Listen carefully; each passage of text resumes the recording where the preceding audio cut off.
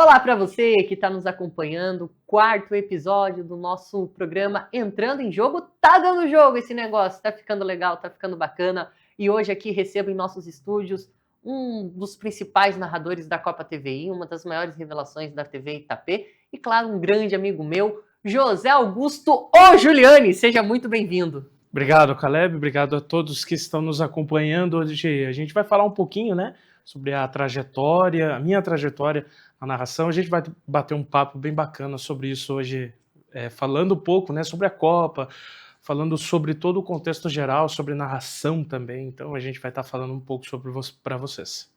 É isso aí. Você não tá olhando errado, tá bom, gente? Eu tenho um notebook aqui, daqui a pouquinho, mais pro final do programa, você vai ver hoje uma coisa bem legal, bem bacana pra gente descontrair um pouquinho também. José, quero começar perguntando pra você. Você sempre quis ter esse hobby de narração? Sempre quis trabalhar com isso? Sempre quis estar envolvido com isso? Então, primeiro, como todo brasileiro, gosta sempre de estar ali dentro do campo ou da quadra, jogando futebol, jogando ali entre os amigos. Na verdade, até gostava, mas nem tanto. Assim como todo brasileiro, eu tinha o sonho também de ser jogador de futebol. Mas, como não tive essa opção, né, algumas coisas limitaram isso, então eu acabei deixando um pouquinho de lado essa relação. Até joguei um pouco futsal quando eu tinha meus 11, 12 anos, mas infelizmente eu vi que não dava para ser jogador, então eu falei, então vamos deixar de lado, que eu acho que é um pouco corrido. Então eu já comecei a despontar um pouquinho sobre a querer narrar os jogos. Eu sempre gostei, na verdade. E ali você começou Bom, eu falo por mim. Eu tinha duas opções de narração antes de chegar na TV. Que era o quê? Ligar o videogame e narrar como se fosse o principal narrador do Brasil e começar a jogar bola com os meus amigos imaginários no quintal de casa. E aí, para desenvolver a narração. Você começou a narração como? Então, é uma trajetória um pouco lá para trás, né? Hoje eu tenho 29 anos, então, na verdade, começou lá nos meus 8 anos, que quando eu assisti pela primeira vez a Copa do Mundo, não entendia o que era futebol, não entendia nada sobre isso. Então, eu acompanhei alguns jogos do Brasil, né? Tinha meus 8 anos. Aí, depois da Copa, eu comecei a ver os jogos do Campeonato Brasileiro, né? Então, se você perguntar para mim, José, como que ver os jogos na época, é um pouquinho diferente, né? Então a gente consegue guardar na memória alguns jogos, claro, o jogo que o Brasil venceu também, né, na final, vencendo a Copa do Mundo.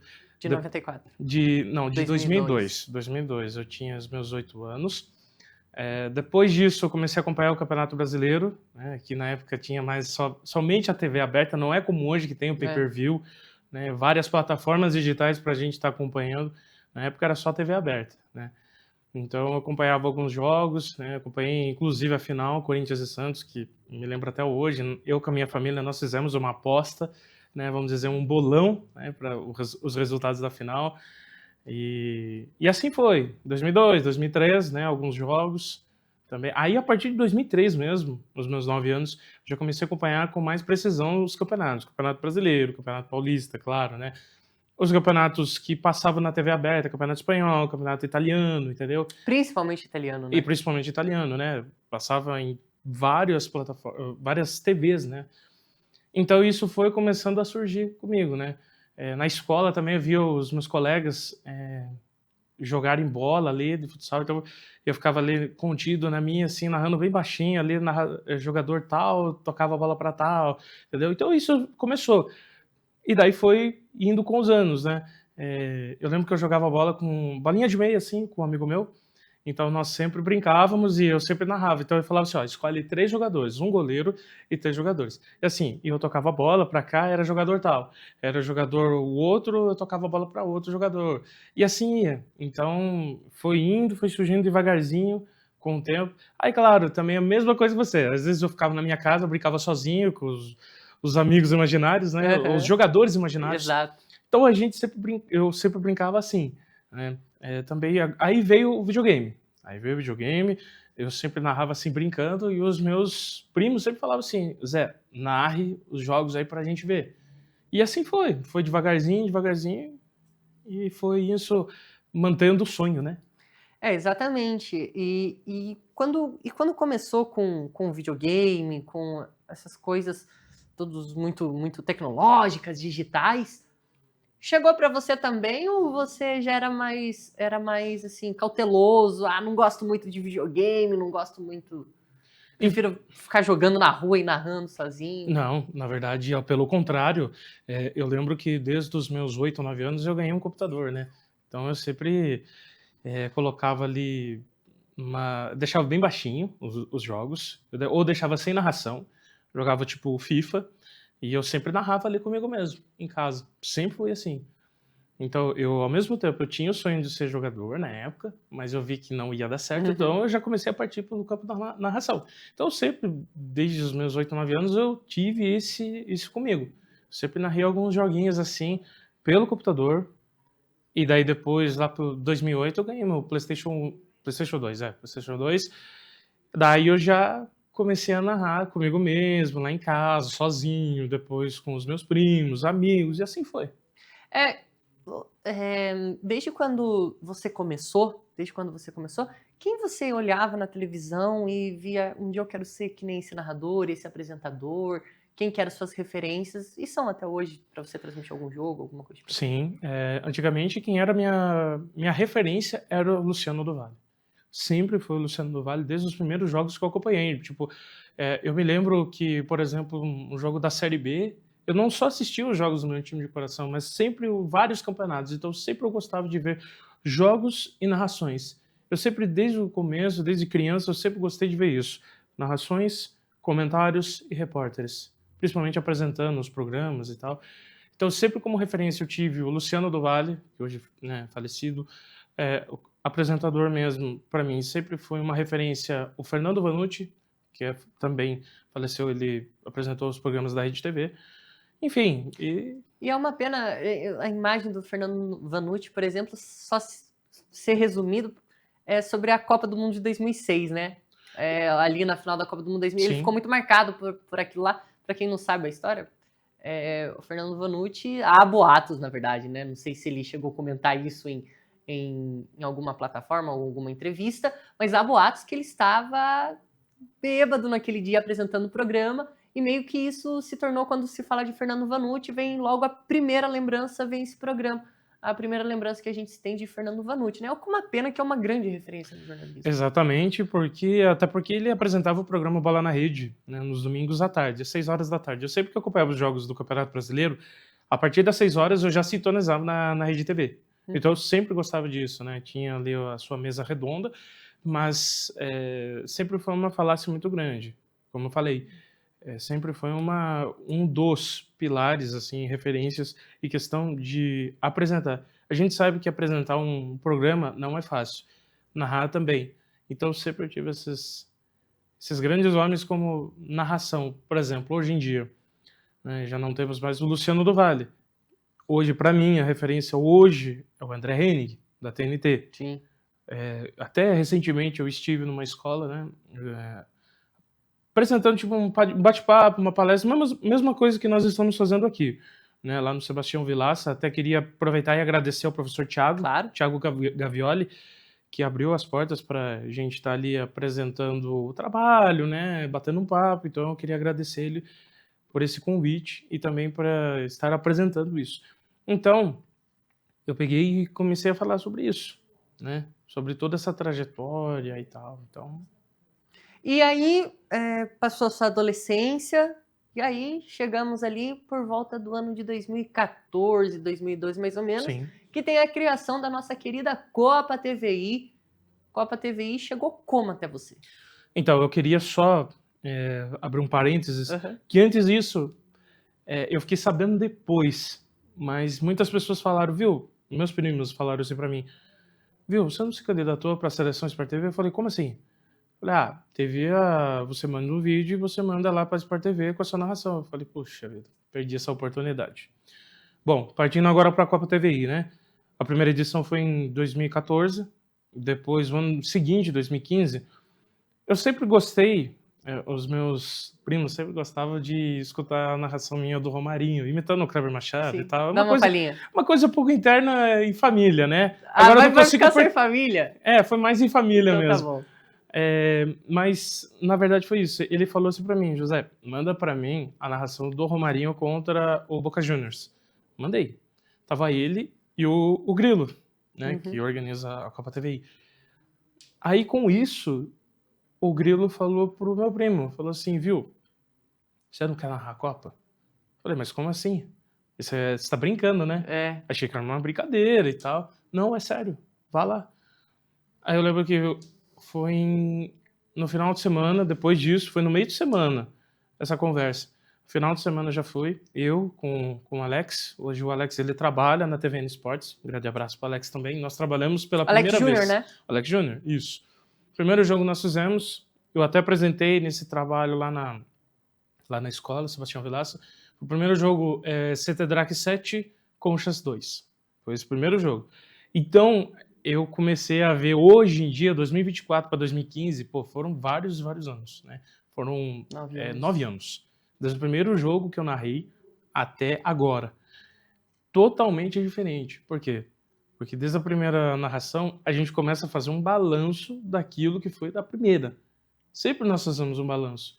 Primeira narração, primeiro comentário, primeiro reportagem. Então, isso daí é normal. Então, foi a primeira coisa. Eu lembro que nós fizemos a primeira narração minha, juntamente com a equipe, era no DVD. Era gravado em DVD. E provavelmente tem aqui nos estúdios, tá bom, gente? Muito provavelmente. Tem. Então, não era ao vivo. Não era no Facebook, não era em nenhuma plataforma digital. Pra gente acompanhar os jogos depois, eu lembro que eu ia... Era no outro estúdio, né? A TV. Estação Aurora. Isso, exatamente. Eu tinha que ir até lá. Nós apresentávamos o programa do Camisa... TVI? Camisa TVI. Faz muito tempo, né? Era o Camisa 99 ainda? Acho que era 99. Era Camisa 99. Então eu lembro que a gente tinha que ir lá, esperar para acabar o programa, para depois ver os jogos. Então essa era a minha ânsia, para mim ver como foi o meu trabalho, como foi a minha narração. Será que foi boa? Será que não foi boa? O que eu preciso melhorar? O que está bom? Então isso foi, né? E assim foi devagarzinho, eu lembro que foi a primeira Copa e, puxa vida, foi uma sessão meteórica, né? Uma primeira experiência muito bacana.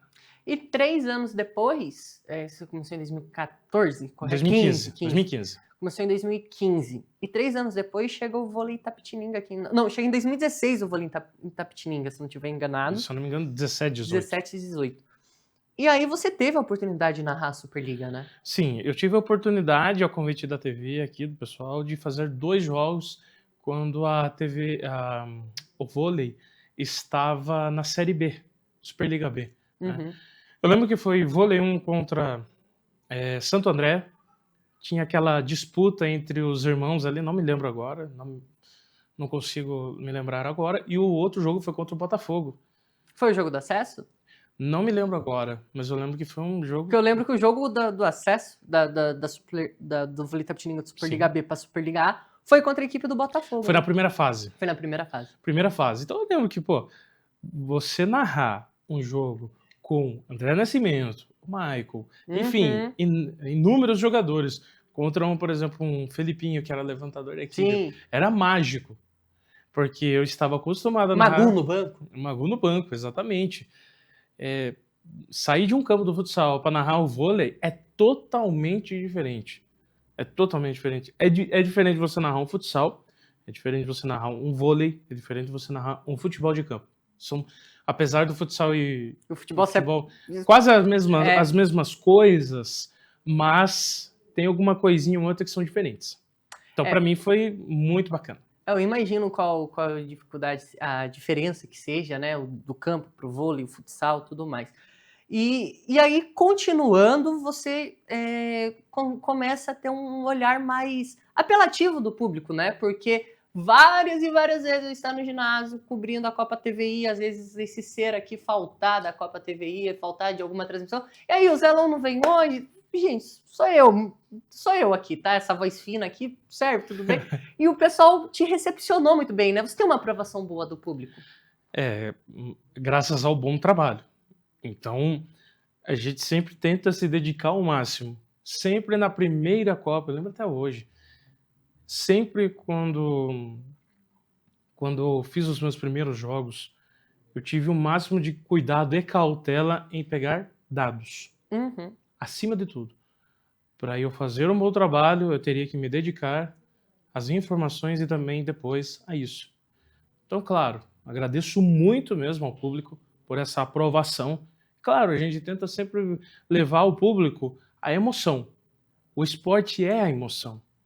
Então, eu me lembro que de 2015 eu peguei os primeiros dados dos jogos, depois de 2019 foi a minha volta, eu fiquei um bom tempo parado. Depois, em 2019, eu retornei.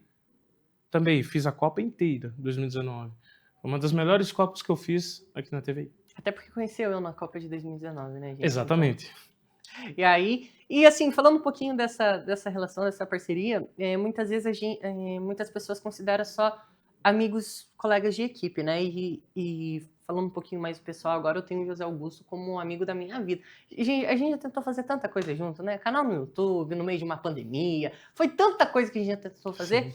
E aí, esses dias, inclusive, se vocês seguirem lá, Caleb Oliveran, tá, gente? O perfil do meu arroba no Instagram, se vocês quiserem lá, fico muito agradecido, inclusive.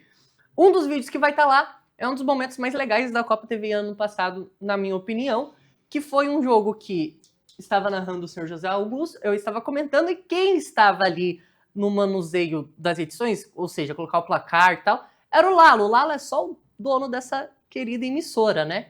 E aí ele começou a voltar o gol. Ele começou a voltar o gol. E o José Augusto passa pra mim. Só que eu tenho a risada muito frouxa, gente. Eu não consigo segurar. E aí eu mandei no ar. É um gol Michael Jackson, porque tava voltando toda hora pro ar. Aí eu comecei a dar risada. O José Augusto começou a dar risada e não voltou. Inclusive o Antero Greco com o Amigão foi a nossa inspiração naquele dia, né? Exatamente.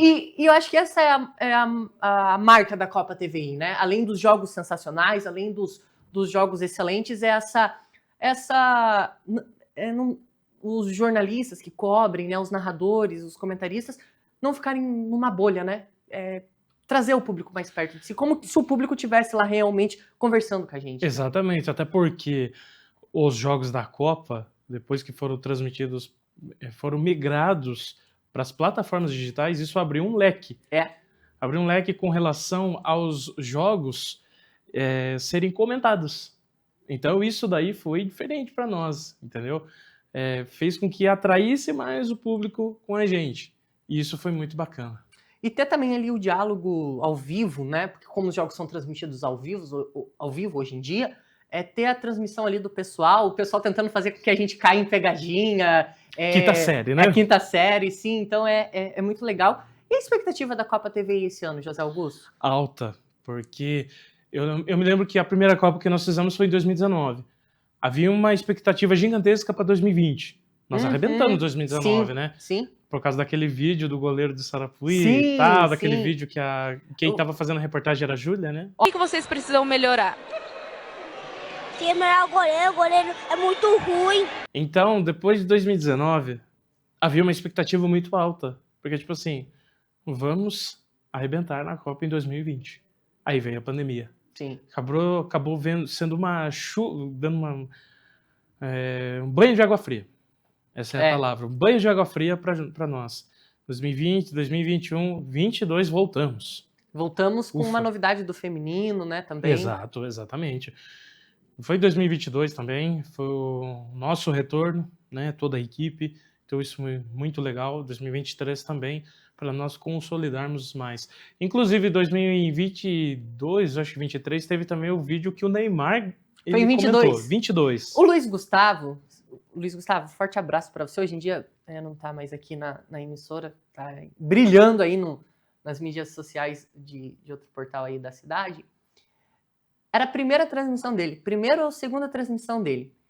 Quem não tá lembrado, eu relembro aqui. Ele pega e fala do tal do Aruan, falando que o Aruan era um bom jogador, tinha bons dribles, mas não levava esse drible para frente. Na hora que ele fala que ele era um jogador, a hora que o Luiz Gustavo fala que o Aruan não tinha habilidade, não tinha recurso, o Aruan simplesmente dá uma lambreta, toca a bola, recebe e faz o gol. O Aruan é um bom jogador, dá bons dribles, mas não tem fundamento, não tem finalização. precisa concluir mais, né? Precisa levar esses dribles mais pra frente, mais adiante, buscar mais o gol, né? O quê? Olha o Aruan, o que ele fez? Olha o Aruan, deu tapa lá embaixo, vai receber de volta no golaço do Aruan, bateu, é gol! Vídeo esse que o Neymar Júnior comentou. Neymar, esse que você tem a camisa do Al Hilal, né? Modinha. Comprei esses dias. Comprei esses dias também, né? Hoje eu tô com a camiseta do Real também, que eu consegui achar, né? É difícil achar pra gente de grande porte, né? Sim. Mas, assim, a gente falando sobre a Copa, claro, né? A expectativa para esse ano é mais alto possível. O ano passado nós tivemos mais de 150 equipes inscritas. Né? Estreia da categoria veterano. Estreia do veterano, entendeu? Aqui, enfim, tivemos... Foram finalistas. Foram finalistas. Foram finalistas, exatamente. Então, são equipes que se interessaram. A visibilidade da Copa é muito grande. Atrai muitas pessoas, né? E, acima de tudo, a mídia social, ela ajuda bastante, entendeu? Uhum. E é isso aí. A gente falou um pouquinho do Neymar. Vamos pro futebol europeu agora? Vamos, opa. Futebol europeu. Vamos lá. Conversar um pouquinho. Esse final de semana terá a final da Champions League, né? Perfeito. Terá a final da Champions League. E assim, eu e o José Augusto, a gente são super amigos, tá? Aí assim, é ferro e fogo. Eu tenho uma opinião, ele tem a outra. E normalmente é assim, e só falta ele me bater. Eu que não vou...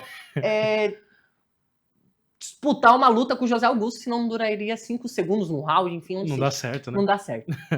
E aí, a gente, como democratas, a gente vai pegar e debater sobre os 11 melhores jogadores nessa temporada europeia, já que está na reta final da temporada europeia. Temos aqui, então, vamos lá.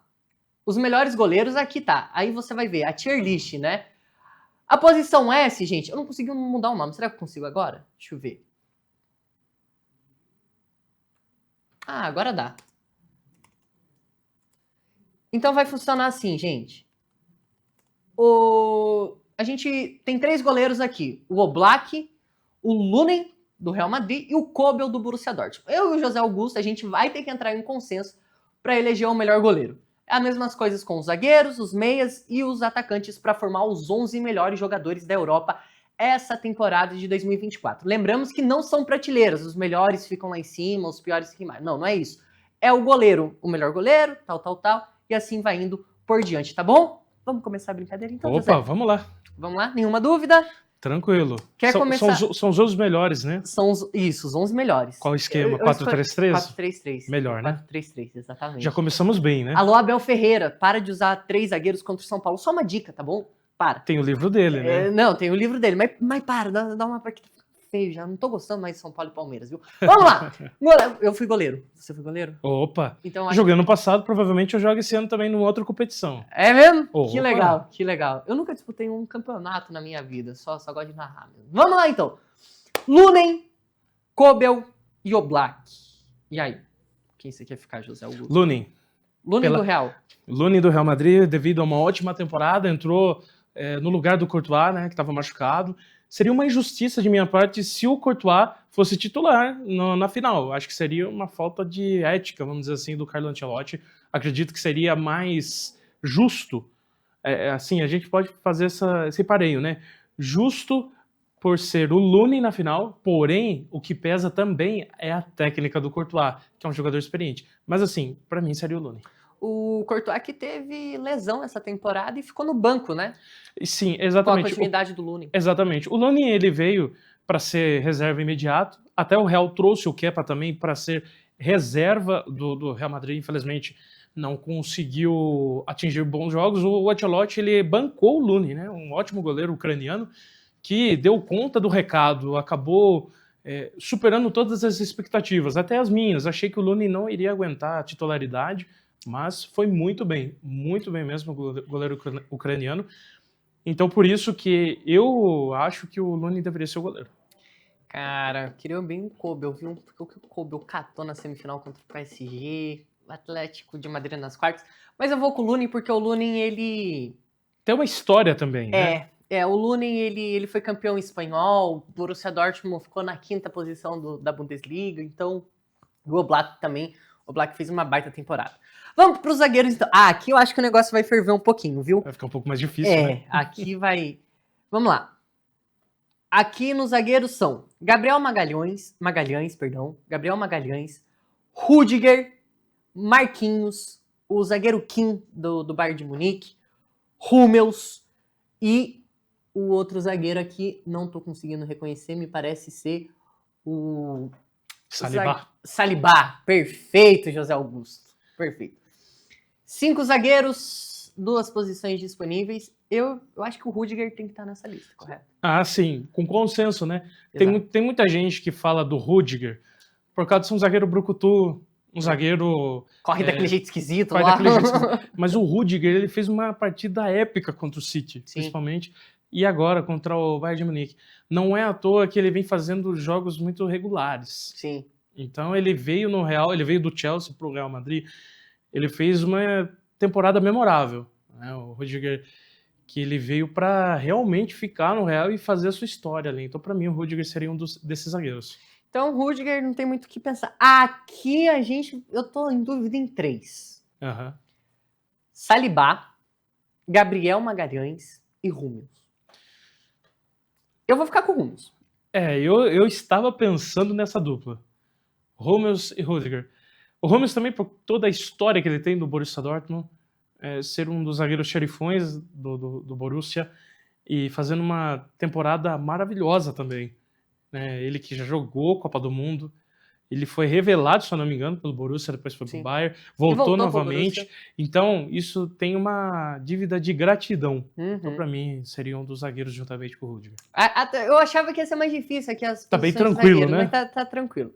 Vamos lá, laterais então. Os laterais, gente, eu não consegui colocar na mesma formação, né? Você viu que seguiu, né? O goleiro, o zagueiro. Os laterais são do Carvajal? Do Carvajal pro lado aqui. Então vamos lá. Zagueiros. Laterais. O Afonso Davies, do Bayern de Munique. O Ben White, do Arsenal.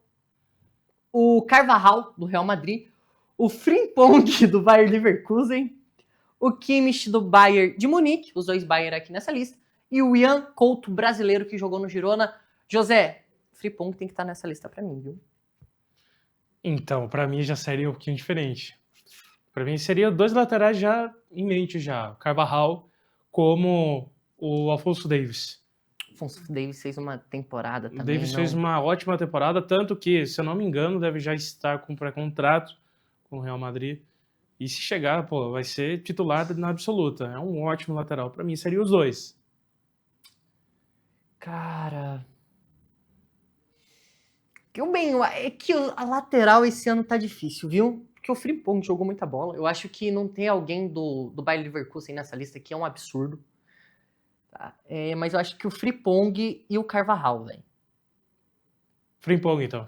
Frimpong E o Carvajal. Frimpong marcou muitos gols, cara. Frimpong Isso faz com que destaca também, né? Porque pra um lateral marcar gols como o Frimpong marcou, ser decisivo como foi... Até porque também por causa do esquema do Xabi Alonso, né? Isso favoreceu bastante, né? Exato. E aí, pessoal, vamos para o meio. Provavelmente tenha muita briga também. É isso aí. O meio tem Bellingham, Rodri, Brandt, De Bruyne, Toni Kroos, Palmer, do Chelsea, Bernardo Silva. São 7. É muita gente para povoar 3 posições, né? 3 posições é muita gente. É que a gente não vai ver os atacantes daqui a pouco. Atacante tem também pra caramba, né? E aí? Rodri, Bellingham, que é um dos pilares do meio do campo do Real Madrid. Muita gente acha que pelo número dele, número 5, me lembra o Zidane, né? Até por isso que eu gostei bastante, até por isso que essa camisa que eu estou já está com a numeração do Bellingham. O Rodri, Bellingham e... Vou tentar achar quais são as outras opções mesmo? Tem o Rodri, o Bellingham, o Brandt, o De Bruyne, o Kroos, o Palmer, De Bruyne. Bernardo Silva. Deixar o Kroos de fora dessa lista mesmo? Aí seria... Bom, vamos lá. Então O De Bruyne não jogou tanto.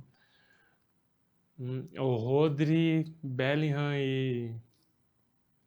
Bom, vamos lá. Daí tira, então, o De Bruyne, já que não fez uma temporada... Nossa, né? Pra mim é o top dos tops. É o Kroos. O Kroos, né? Eu também tô quase com o Kroos aqui, cara. Deixa eu arrastar um pouquinho pro lado aqui. Aí, que eu tô saindo fora do quadro toda hora, né, Johnny? De Bruyne. Não, peraí. Bellingham. A gente já sabe que o Bellingham vai estar lá, certo? Bellingham tá lá. O Palmer, a reta final do Palmer foi muito incrível também no Chelsea. É que o Chelsea também teve uma temporada bem conturbada, Bem fraca, né? bem fraca. abaixo das expectativas. Rodri vai estar lá também? Rodri. É um dos pilares ali no meio de campo do Guardiola, né? Acabou de ganhar, o City acabou de ganhar a Premier League. Então vale destaque. O City só saiu por causa do pacto do Real Madrid com a Champions League. Todo mundo já fala isso, né? Exato. Mas se não, estaria novamente ali na semi ou provavelmente na final. Rodri e a gente também não pode esquecer, né, Caleb? É que o City é o atual campeão até nesse final de semana. É o atual campeão da Champions League. Então, isso vale destacar também. E a atual treta também. Perdão. A atual tetra. Atual tetra também da Premier League, da né, Premier cara? Então. E aí? Falta mais um. Kroos? É o Kroos, né? É o Kroos, né? É a última temporada dele, vai se aposentar, então nada mais justo pela carreira que ele construiu. Cara, eu vi um número do Kroos esses dias. O Kroos tem mais de 30 mil passes certos pelo Real Madrid desde quando ele chegou. Sabe o que é isso? 30 mil, cara. Provavelmente sim, é porque, na verdade, o futebol europeu, Caleb, é muito característico por passes. E isso, na época moderna que nós estamos, isso começou, querendo ou não, com o Barcelona. O Barcelona ele segue uma escola lá de 82 com o Brasil e com 74 da Holanda, futebol ofensivo. Mas o Barcelona se espelhou nisso, o Guardiola se espelhou nisso. Mas até o Barcelona, ninguém, que eu me lembre, não havia nesse século XXI uma equipe que tocasse tanto a bola, né? Então várias equipes europeias adotaram esse estilo de ter vários passes no jogo. Então eu acredito que o Kroos é uma carreira que construiu brilhantemente. Não somente o Kroos, mas a gente vê, por exemplo, que o Xabi Alonso, por passes, assim, a gente vê, por exemplo, quem jogou videogame sabe que os passes eram mais de 95, no mínimo. Os passes dele eram 95. E o Kroos também, entendeu? Esses dias eu estava vendo um vídeo do Kroos, que ele, acho que no Campeonato Espanhol, que jogaram para ele assim, meio que perto da grande área, e ele meteu de chapa, assim. É um golaço sensacional, entendeu? Para muitos poderia ser, é um gol normal e tal. Não, um golaço, pô. O próprio passe dele contra o Bayern de Munique lá no jogo da ida das quartas de finais da Champions foi da semifinal da Champions, semifinais da Champions foi coisa de absurdo, né? Sim. Só que aí eu tô olhando essas fotos aqui, tem um Wirtz também do Bayer Leverkusen, só o número do Wirtz, em 44 jogos, média, tá? 44, 45 jogos, ele fez 22 gols, 23 gols, é muita coisa, cara. Isso se deve muito ao Xabi. Claro que os jogadores fizeram uma temporada memorável, cara, mas assim, mesmo assim, isso vale a pena destacar pela temporada brilhante desses pilares. É claro que a gente está falando dos melhores da temporada, mas é difícil a gente tirar esse trio aí, o Bellingham, o Kroos e o Rodri, né? São jogadores consagrados já, né? Sim, bem consagrados, né? Mas... E o Bellingham que você conhece muito bem, né? Teve passagem lá no Borussia Dortmund, mas também deixar o Wirtz fora dessa lista mesmo? Eu deixaria ainda por causa do trio de ataque. Só se a gente fazer um 4-4-2. Então eu pensei nisso. Só que daí lá na frente vai ter Kane, Vini Júnior, Rodrigo, vai ter o atacante lá do Arsenal, o Saka. Vai ter o Saka. Então vai ter... Ai, meu Deus do céu. Bom, se fosse assim, o 4-4-2, eu colocaria já no ataque já seria direto. Kane e Vini Júnior. Vini Júnior, principalmente porque arrebentou contra o Bayern de Munique. Vamos, então? Melhor, né? Daí muda o esquema. Vamos lá, Wirtz, então. É um 4-4-2 ofensivo. Exato. Então vamos trocar aqui, ó. Vamos deixar o Wirtz no meio. Sim. Tá dando pra ver aí? Aí, Wirtz, aqui no meio. Tá aqui o Wirtz, aqui onde tá a mãozinha aqui em cima. E o ataque, então, não vai ter muito segredo, né? Nossa, vai ficar uma galera fora dessa lista, né? Ian Couto vai ficar fora dessa lista, Kimmich vai ficar fora dessa lista, Thuram vai ficar, Davis, Ben White. O Thuram da Inter, né? É filho do Lilian Thuram também. É, exatamente. Vamos de Vini Júnior e Kane? Vamos. Vini Júnior e Kane. Os reservas. Tem os reservas também? Quer fazer os reservas? Dá pra fazer os reservas, peraí. Mas então tá bom. Acho que só os dois, né? Daí Exato. Não, tá bom assim É mesmo. o Vini Júnior e o Kane, tá aqui. Aí, perfeito.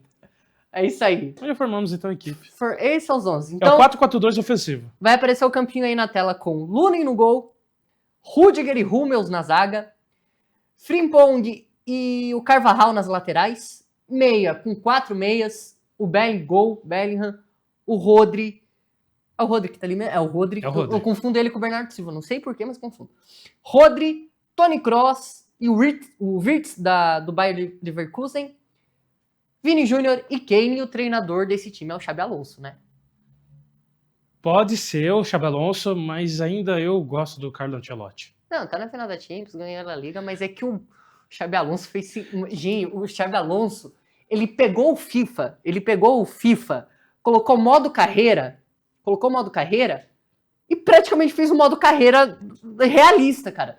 Porque é 50 jogos e apenas uma única derrota.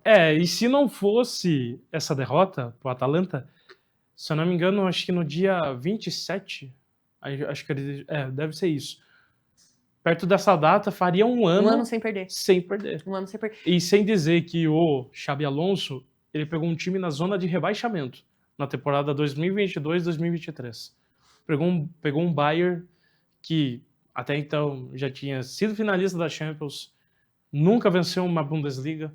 Então, claro, eu até falaria do Ancelotti por causa de toda a trajetória, dessa carreira campeã que ele teve.